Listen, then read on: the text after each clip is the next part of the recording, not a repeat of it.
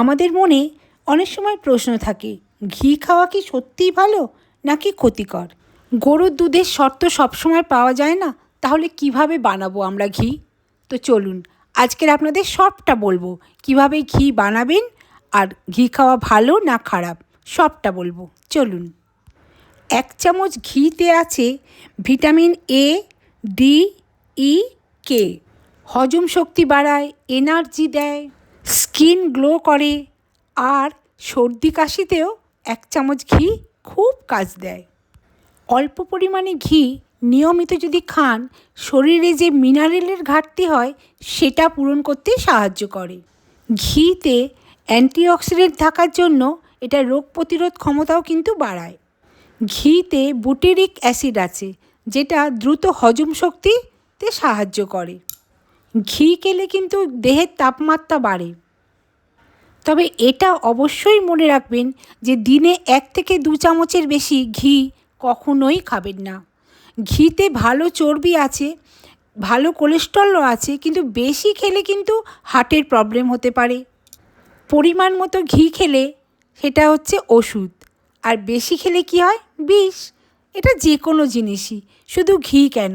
তো সে যাই হোক, চলুন এবার ঘিটা কী করে বানালাম আপনাদের দেখাই।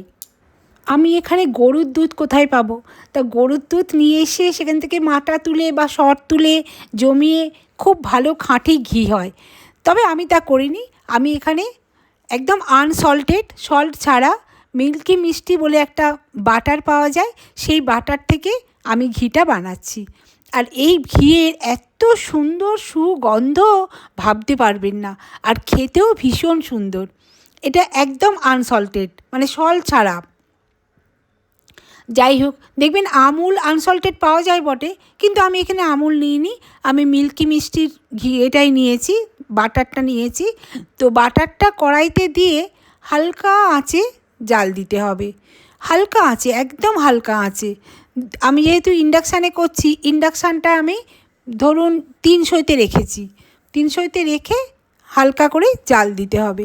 এবার জাল দিতে দিতে বাটারটা যখন গলে যাবে, তখন দেখবেন একটা গাঁজা মতো হয়ে যায়।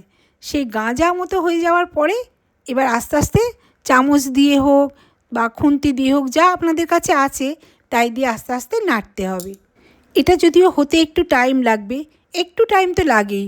সে তো আমরা যখন ঘরেতে ঘি বানাই, মানে গরুর দুধের ঘি বানাই, গরুর দুধের সর নিয়ে, সেটাও টাইম লাগে, দুধের সরের ঘি। তো গরুর দুধ আর কোথায় পাবো বলুন? তাই জন্য বাটার দিয়েই বানাচ্ছি আমি ঘিটা। তো ভাতের প্রথম পাতে বা একটু গরম রুটির সাথে ঘি যেন উপাদেয়। আগে জানেন, ছোটোবেলায়তে যখন আমরা ছোট ছিলাম, ধরুন মা মেরেছে বা মা বকেছে, তখন কাঁদতে কাঁদতে ঠাকুমা পিসিমাদের কাছে যেতাম, আমার মা মেরেছে। তখন বলতো, মা মেরেছে, দাঁড়া গরম ভাতে ঘি ঢেলে দেবো মায়ের।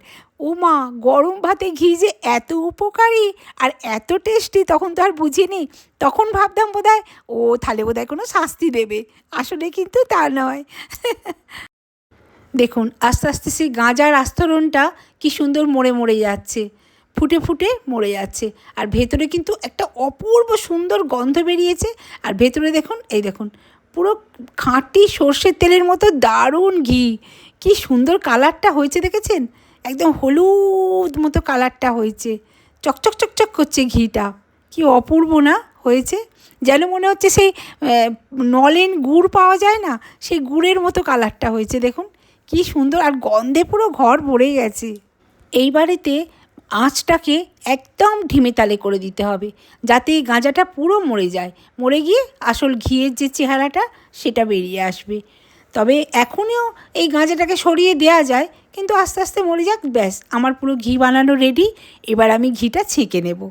আর এত সুন্দর পুরো সর্ষের তেল লাগছে, এই দেখুন হাতা দিয়ে তুলছি, পুরো একদম মনে হচ্ছে খাঁটি সর্ষের তেল। কি সুন্দর কালারটা না দেখুন! ঘি অল্প পরিমাণে খাওয়া অত্যন্ত উপকারী। বাটারের চেয়ে ঘি অনেক বেটার। যাই হোক, ঘি যেমন খাওয়া উপকারী, তেমন বেশি খেলেও কিন্তু ক্ষতিকরও। বেশি ঘি খেলে কিন্তু কোলেস্ট্রল, ওজন এগুলো বাড়তে পারে, আর এছাড়াও হার্টেরও ক্ষতি হতে পারে। তাই বেশি খাবেন না। সব জিনিসই যেরকম আমি বলি, অল্প পরিমাণে খাবেন, একদম সামান্য। রোজই খান, সামান্য খান। তো তোমরা সবাই দেখলে আমি কিভাবে বাটার থেকে ঘি বানালাম। এইভাবে বাটার থেকেও ঘি বানিয়ে নিও। সবসময় যে অন্য জায়গা থেকে ঘি কিনে খাবে, সেটা কিভাবে বানায় তোমরা তো জানো না, বা আমরাও জানি না। যাই হোক, নিজেরা ঘরে একটা সুন্দর করে বানিয়ে নিলাম। সবসময় যে আমরা গরুর দুধ পাবো, গরুর থেকে দুধের থেকে মাটা তুলে তারপরে সর থেকে বানাবো, এরম তো আমাদের হতে পারে না। ভালো বাটার কিনে সেই বাটার থেকেও ঘি বানানো যায়, এবং সেটা কোনো অংশে কম হয় না। ভিটামিনও পাওয়া যায়, তারপরে খেতেও টেস্টি হয়। তবে হ্যাঁ, সেই বাটারটা যেন আনসল্টেড হয়। তোমরা ঘরে কিভাবে ঘি বানাও আমাকে কিন্তু অবশ্যই কমেন্ট করে জানিও। অবশ্যই কিন্তু জানিও যে তোমরা ঘরে কিভাবে ঘি বানাও। আর এই ধরনের টিপস পেতে অবশ্যই কিন্তু আমাকে ফলো করো। অবশ্যই সাবস্ক্রাইব দিও, লাইক কমেন্ট করে ফলো করো। আর এই দেখো, এই কড়াইতেই নোংরাটা আমি ফেলে দেব।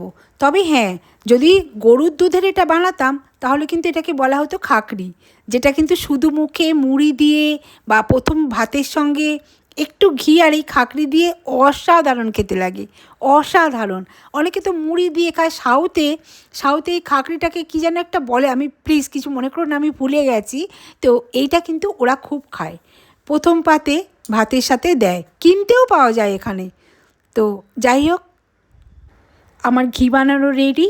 এই দেখো কি সুন্দর হয়েছে। এই ঘিটা 500 বাটারে করেছি, এটা 500ই হয়ে যাবে। ঘিটাও 500ই প্রায়, একটু কম, ওই ফাকড়িগুলো বেরিয়ে গেল না। যেহেতু বাটার দিয়ে করেছি তাই কড়াইয়ে যে লাস্টে যেটা পড়ে আছে সেটা আমি ফেলে দিয়েছি। এই দেখো কি সুন্দর কালার হয়েছে, দেখেছো? অসাধারণ না? যাই হোক, আমার ঘি বানানো রেডি। তোমরা সবাই শিখলে এইভাবে বানিয়ে খাও। তো দেখো, কালকে রাত্রে ঘিটা বানিয়েছি, আজকে দেখো জমে গেছে। দেখো, ব্যাঙ্গালোরে একটু ঠান্ডা ঠান্ডা ভাব, তো বা ঠান্ডা পড়েছে যার জন্যে জমে গেছে। তো ঘিটা দেখো, দেখেছো? দানাদার ঘি একদম। একটু খেয়ে দেখি।